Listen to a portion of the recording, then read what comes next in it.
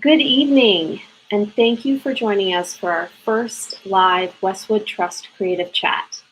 My name is Claire Williamson, and I am the Director of Education and Community Engagement at Society for the Performing Arts.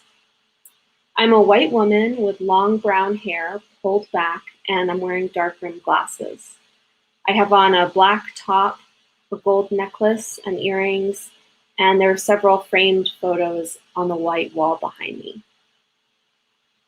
We are so thrilled to kick off our first event of the Houston Artist Commissioning Project this evening. For some context, SPA's Houston Artist Commissioning Project, or HACP, launched this summer as an opportunity to provide economic and creative support to Houston's artist community.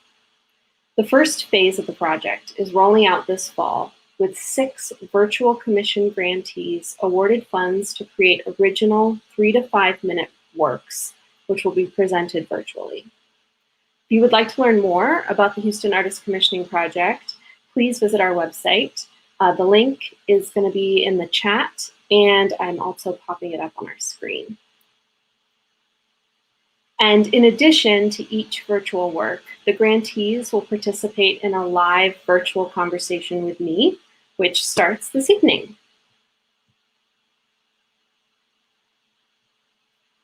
So before we delve into this conversation, I would like to take a moment to acknowledge the many indigenous communities that have long used and continue to use this land as a living and gathering space. SPA's offices in Jones Hall are located on ancestral land traversed by the Karankawa, Atakapa Ishak, Sana, and Hualhuitecan people. The Alabama Coushatta people also migrated to the Houston area over 3 centuries ago and have played a large role shaping the culture and economy of our region. SPA is just taking first steps on this journey of truth and reconciliation with Indigenous peoples, both past and present. We acknowledge these communities to offer recognition and respect for their lived experience and to broaden awareness of the forces that have led to this moment. On this Indigenous Peoples Day, I encourage you to learn more about your own relationship to native land. A great starting point is the website nativeland.ca. The link is provided in the chat, and I'm also popping it up on the screen. This is a website where you can identify the Indigenous communities that have lived and are living in your zip code. So I invite you to learn more about that. It's now my pleasure to introduce Deborah D.E.E.P, Mouton, one of SPA's Houston Artist Commissioning Project virtual grantees. I'm going to bring Deborah up, but I'm also going to read her bio. So Deborah D.E.E.P Mouton is an internationally known writer, educator, activist, and poet laureate emeritus of Houston, Texas. Formerly ranked the 2nd best female poet in the world, her work has appeared in local and national publications and on a myriad of digital and media platforms. She serves as contributing writer to Texas Monthly and Glamour, and her most recent poetry collection, Newsworthy, won honorable mention for the Summerlee Book Prize. A fellow with the Writers Hotel and Poetry Foundation's Poetry Incubator, Deborah's collaboration with the Houston Ballet, the Houston Rockets, and the Houston Grand Opera have opened new doors for performance poetry. The opera Marian's Song, for which she wrote the libretto, debuted in March of this year to roaring reviews. It was an amazing piece. As a finalist for the Texas State Poet Laureate, a Kennedy Center Citizenship Fellowship, and the prestigious Bread Loaf Retreat, her work has been highlighted and studied in Canada, England, New Zealand, and Germany. Deborah holds 2 bachelor's degrees from the University of Michigan, Ann Arbor in English and African American Studies, respectively. She also holds a master's in education from the University of St. Thomas. She's a certified teacher with the state of Texas and has dedicated over 15 years towards the education of young minds, the expansion of literacy, and the dismantling of literary racism. Welcome, Deborah. Hey, Some thank words. you for having me. We're so glad to have you. Is there anything else you'd like to say to folks before we get started? No, that bio, it always gets it in there. I'm like so shy away from the bio. I'm just like, read it and don't look at me. I feel that totally. Well, thanks again so much for being here, and I'm ready to get our conversation started. Yeah. I have a couple of questions prepared, but I also would love to invite our virtual audience to chime in. So for the folks watching at home, please post a question or comment in the live chat on either our Facebook or YouTube, and we'll do our best to address it in our conversation. So to start off, I would love for our audience just to get to know you a little bit better. We all heard your very impressive bio just now, but where did your love for writing originate? What was that spark that took you on this journey? Yeah, I always get this question and I don't know the answer. And I think back on it and I've been writing since before I've been doing anything else. It was funny, my play mom actually just sent me this brochure. I was homeschooled and it was from when I was like 5 or 6 and it literally has in the brochure Deborah, my maiden name at the time, poetry. Like it just, from a very young age I've always been a writer, I've always been a reader. I've been reading since I was 3 and so I think just writing kind of came naturally from that as a form of expression and kind of the one I just held on to. Yeah. Wow, it's just so amazing to hear the inspirations that come when you're so young and how it's just like built into your DNA from the very beginning. Well, I'd love to talk also a little bit about creative inspiration and about the piece that you have created for the SPA Commission, which is titled Hold the Light. How did you develop the piece? Yeah, I actually had the honor a few years ago, right when Hurricane Harvey hit the city, to create a poem for BBC World News. They wanted to kind of have a heralding voice out of Houston, with everything that was happening. And I remember writing it really quickly, but thinking about like, what do we need right now? What do people need to hear right now? And a lot of it was thinking through hope and thinking through perseverance and resilience and how do we find something in us that allows us to continue to keep going.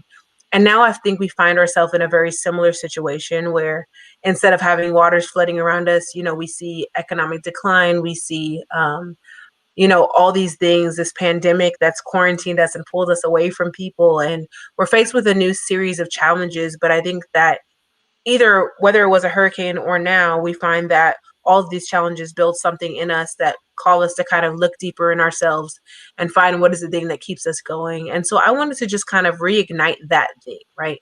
To stir that thing and say, remember at the end of the day that we are the carriers of light and that no matter the amount of darkness that's surrounding us, we'll find a way through it. We'll find a way back. We'll ignite this world again. And so I hope that that's what the piece does. Absolutely. Well, having seen it already, I completely see where you're coming from with that. And I'm really excited for everyone else to get a chance to experience it. I am curious about the title, Hold the Light. We were talking about it as a staff, and it came up that holding a person in the light comes from, is a Quaker saying. I was just wondering where that term came from for you. Yeah, I didn't know that. I think for me, honestly, I tied it more towards thinking about the Underground Railroad and how from light to light was kind of safety and a marker for, a safe space. And the idea that we hold these safe spaces for each other, whether it's wearing a mask or whether it's keeping distance, right? We're learning these new spaces that we hold for each other. And so I was much more driven by that kind of idea that, when things are dark, someone has to hold the light, and you're not holding the light just for yourself, but you're holding it for the people around you to be able to move through the darkness as well. Right, sort of acting as a beacon for the community. I love that. That's a really beautiful way to think about it. I feel especially in this time it's often so stressful to move from place to place and to navigate this, and it is so meaningful to think of others sort of holding that light for us and being that sort of Yeah. welcoming arms. I thank you for sharing that. Yeah. What was the Quaker thing? I want to know now. I want to learn something. I don't know too much about it. We'll have to look up more information after, but it's a phrase that the Quakers use, that they hold, but it refers more to holding a person, an individual, in the light. So not exactly the same there, but yeah, very Interesting. interesting. Yeah. Um, Beyond the inspiration, we would love to know more about what your process was like creating this piece. So, for context for folks, there's both spoken word and some beautiful imagery. So what was your process gathering that work? Who did you work with? Absolutely. I wanted to do something different. I haven't done anything that's visual like this. I actually used to run a photography business of my own. And so that's kind of something that I kind of put over there somewhere, right? But I don't dabble in it as much outside of taking family photos and things like that, or taking pictures on trips. And so I wanted to kind of pull that into the writing work that I had been doing. And I remember seeing that there was this clip of Charlie Chaplin playing Hitler. Trust me, I'm going somewhere.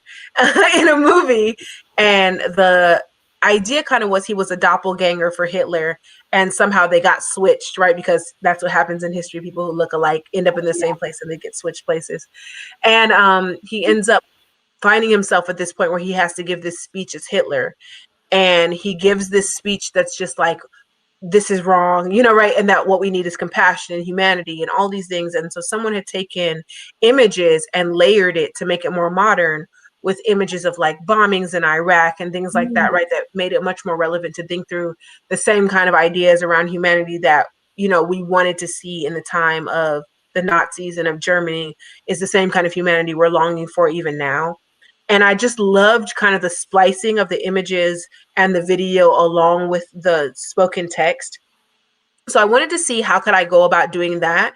Now, of course, my video has nowhere near as many images as they had, right? They kind of went edit crazy in a way that I don't think I know how to do, and I didn't want to learn how to do it for this or for like anything because I don't want to do that. Right. But I thought about really taking kind of the visual images of what I think of when I think of coming home to Houston, which I think that that's a very different feeling than what tourists or other people outside of the city think of. I think that there's certain markers that remind me that I'm home, and figuring out, are there ways that I can tie those images into thinking about the responsibility we have now, and also just kind of the breaking out that we have now, right? We think about so many bars and restaurants have closed, our theater districts have closed, right? That so much of what we called Houston has shut down and may not come back for some of it. And so being able to take a moment and really start to like catalog it and look towards what are those things that we want to hold on to, or with the ways that we are finding to hold on, was something that I wanted to take and play with. And I hope that that's what comes out of the piece. Oh, absolutely. Yeah, I really do feel definitely in your imagery that the that idea of parts of Houston that that don't necessarily resonate with a tourist, but that make you feel like you're at home. Yeah. And I feel like a lot of your imagery ties back into that concept of being at home and feeling safe and welcomed. That definitely came across, I think. Yeah. Yay. Totally. So yeah, obviously we've been talking about the COVID-19 pandemic, and it has definitely been a difficult time for the artistic community, both here and nationally. So how are you holding the light during this time?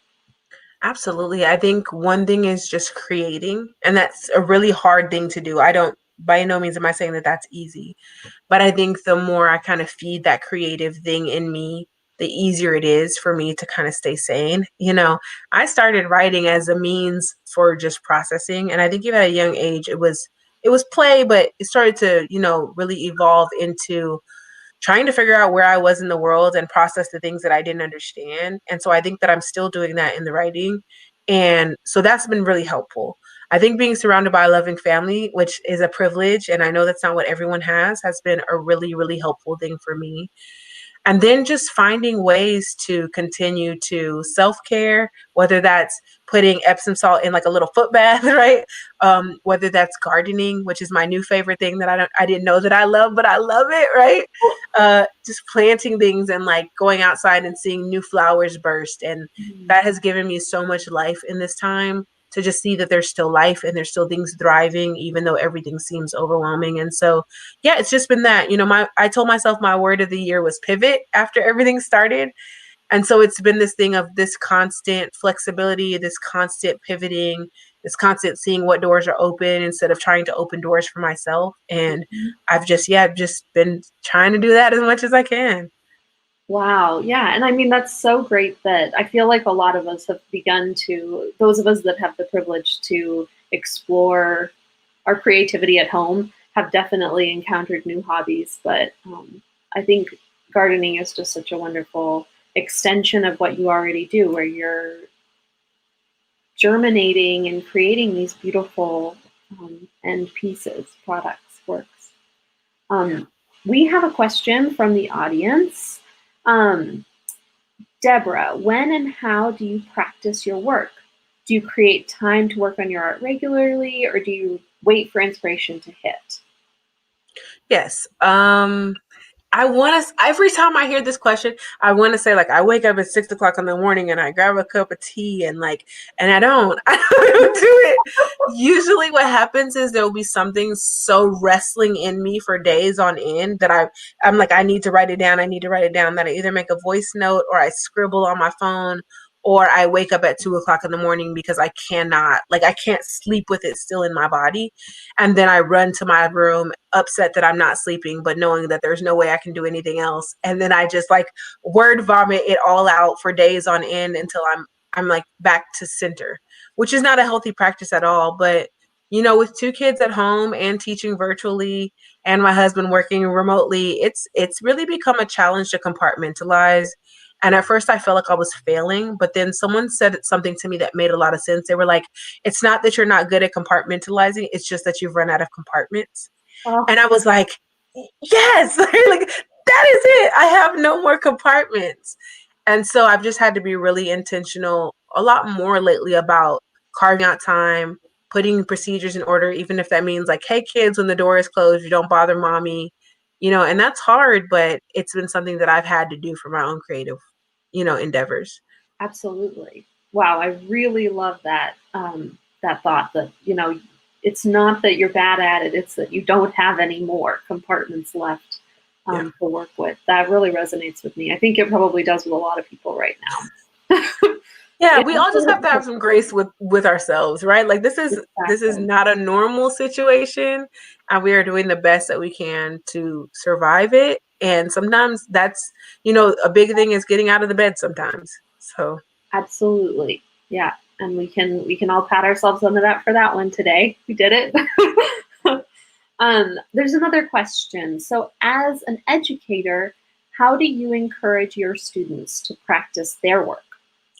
So I have this great privilege of being a teacher at the Kinder High School for the Visual and Performing Arts, which is magical because I just teach creative writing, right? So every day my students come in with the full desire just to practice craft. And so we've been doing things like we have a class of art and activism and thinking about the things that are happening, with protests and right now that are really big and impactful to their lives, and being able to say, things like the Black Lives Matter mural on the streets are ways that artists leverage their voice and their platform and their craft to build these new ideas around activism.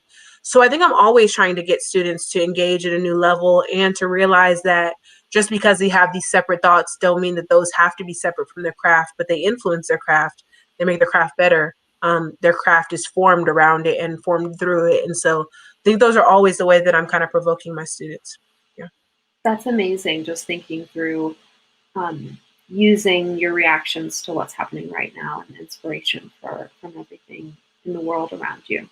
Yeah, absolutely.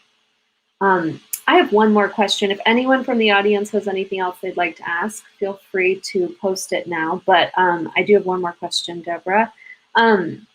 I'm sure all of our audience would love to hear what is next for you. Do you have any big projects in the works or anything you'd like to plug with our audience? I think I always have big projects in the works. I'll say publicly and then privately. Publicly, tomorrow I'm actually going to be doing a performance of a story tomorrow evening. So if you follow me at Live Life Deep, you can do all of that. We're actually celebrating parks with one of the local precincts, and so that's really great. And that's in the evening. And then in the morning, I get to have the great honor of performing for the Kennedy Center, along with a great staff and cast of The Women Have Something to Say, which is a local production that'll be debuting in 2021, that I got a chance to just work on with the participants of being able to create their work and work kind of like in dramaturgy in that way. And I'm able to kind of like step on stage and to sing with them for this one moment. And I'm just super excited about the Kennedy Center kind of highlighting arts across America and being able to be a part of that. So those are like my two most urgent things that are happening right now, and they both happen tomorrow. And if you follow me again at Live Life Deep on Instagram, on Twitter, on Facebook, you'll definitely see all of that. And then the private part, I guess, is like the more crafty part that's happening behind the scenes, which is that I'm trying to sell a manuscript right now. So I'm like running around the world trying to meet with agents. And by around the world, I just mean on my computer.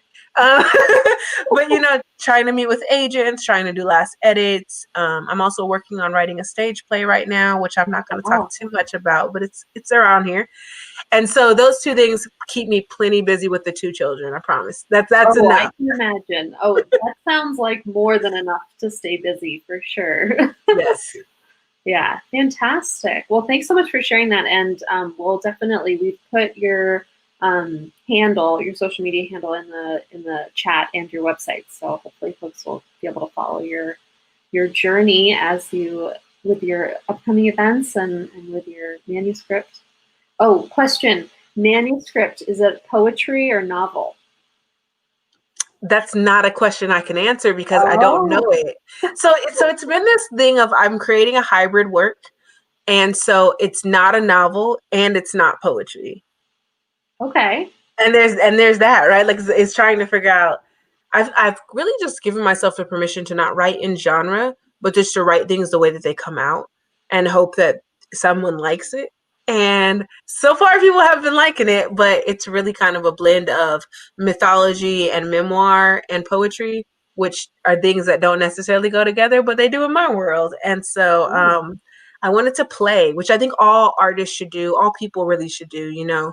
I was listening to this lecture. I don't even remember where I was. And they said that there was this group of scientists that every Friday would just spend it as a play day. And they would go in the lab and just like see what happened. And that was more inspirational than a lot of their other work when it came to looking for new solutions to problems. And so I just love that idea of being able to kind of play with the work. And I think that artists need to do more of that as much as they can, is to kind of get back to being amateurs in their own work and figure out, how do I redefine the rules for myself without all of the other influences that I think we just naturally get in perfecting our craft? Absolutely. I love that answer. Honestly, it doesn't need to be one or, like genre bending, new definitions. It's really exciting. Yeah, it is. We have one more audience question. This person is curious about who inspires you. Maybe who inspired you when you were up and coming and, still learning. I mean, obviously we're all still learning a lot, but in the past, and then who inspires you today? Yeah, I think in the past, it's not that I don't love him anymore, but Langston Hughes was my everything, right? Like my everything was Langston Hughes. And then I grew kind of into my love for Sonia Sanchez and Nikki Giovanni really heavily. Right now, I've been reading kind of all over the map, but I just led a lecture series for the Houston Seminar on Toni Morrison's work. And so I would say my current love would be somewhere between Misha Green and Toni Morrison, which is, looking at Lovecraft Country and kind of this new take on sci-fi and Black sci-fi that's been led by Jordan Peele and Misha Green and a few others. And then also looking at, poetry-wise, Jericho Brown's work and Terrence Hayes, and figuring out where the line is between being prose and being poetry and being sci-fi, which I think is something Toni Morrison always played with, especially in Beloved, right? And so she's been my current muse, my current love. I'm sure there'll be many more, and I'm sure that the old ones won't leave either. And so I think that's my answer for right now. Wow, I think that's a great answer, and it also provides our audience with some amazing writers to check out after they get to watch your premiere. Yeah. Yeah. Well, I think that's about all we have time for today. Thank you to everybody for joining us virtually and for engaging with us during this conversation. And a huge thank you to our program sponsor, Westwood Trust. Before we sign off, I would like to encourage everybody to check out the amazing work Deborah has going on beyond her work with SPA. So please visit her website, which we have included in the chat, and I'm also just going to pop it up on the screen here for everybody. Thank you so much Deborah for sharing your time with me this evening and for allowing our audience just to get to know you better. Absolutely. Thank you for having me. This has been such a great experience, and I can't wait for you all to see Hold the Light. Yay! Yes, we can't either. We're so excited. Just in closing, Society for the Performing Arts is a nonprofit organization. So if you enjoyed the conversation, please do consider learning more about what we do at SPA and supporting our work. Our website is linked in the chat, and I'll also pop it up on our screen. And please, finally, make sure to save the date and time for Deborah's Houston Artist Commissioning Project premiere, which will be right here on Facebook and YouTube live this coming Thursday, October 15th at 7 p.m., right there on the screen. We really look forward to seeing you all then. Thanks all. Bye.